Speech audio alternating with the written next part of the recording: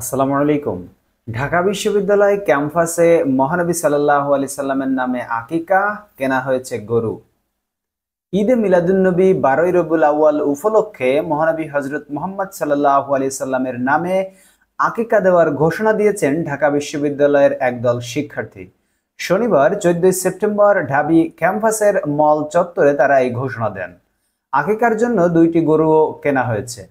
এ প্রসঙ্গে ঢাকা বিশ্ববিদ্যালয়ের অপরাধ বিজ্ঞান বিভাগের শিক্ষার্থী মোহাম্মদ মুহিউদ্দিন রাহাত গণমাধ্যমকে বলেন, আগামীকাল বাদ মাগরিব শুরু হচ্ছে পবিত্র ঈদে মিলাদুন্নবী।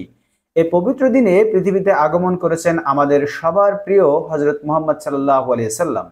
এই উপলক্ষে আমরা ঢাকা বিশ্ববিদ্যালয়ের শিক্ষার্থীরা আমাদের প্রিয় নবীর পবিত্র নামে আকিকা করব। তিনি বলেন, আমরা আমাদের মহানবীকে ভালোবাসি, এই কথাটা সর্বত্র উচ্চারিত হোক। সেই ভালোবাসা থেকে আমাদের আজকের এই আয়োজন। আমরা চাই সেই ভালোবাসার পরা ছড়িয়ে পড়ুক সর্বত্র। ঢাকা বিশ্ববিদ্যালয়ের পদার্থবিজ্ঞান বিভাগের শিক্ষার্থী মোহাম্মদ ইয়াকুব আহমেদ মজুমদার বলেন, আকিকার পশু জবাইয়ের পর সেই গোশত দিয়ে তাবারক রান্না হবে। আগামীকাল 15ই সেপ্টেম্বর রোববার বাদ মাগরিব থেকে ঢাকা বিশ্ববিদ্যালয় মল চত্বরে এক নাতে রাসূল সাল্লাল্লাহু আলাইহি সাল্লাম ও মিলাদ মাহফিলের অনুষ্ঠানে দাওয়াতে ইশক অনুষ্ঠান অনুষ্ঠিত হবে। সেখানে এই তাবারক বিতরণ করা হবে।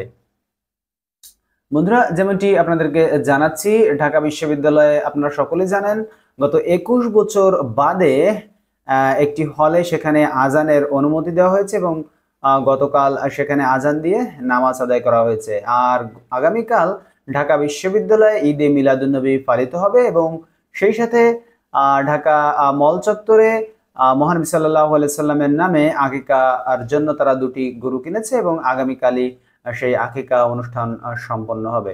ধন্যবাদ সবাইকে ভিডিওটি দেখার জন্য। যে যেখান থেকে দেখছেন সবাইকে অসংখ্য ধন্যবাদ এবং আমাদের চ্যানেলটিকে সাবস্ক্রাইব করে রাখবেন পরবর্তী খবর পাওয়ার জন্য। এবং এই ভিডিওতে একটি লাইক দিতে ভুলবেন না। আপনার মূল্যবান মতামত কমেন্ট বক্সে জানাতে পারেন।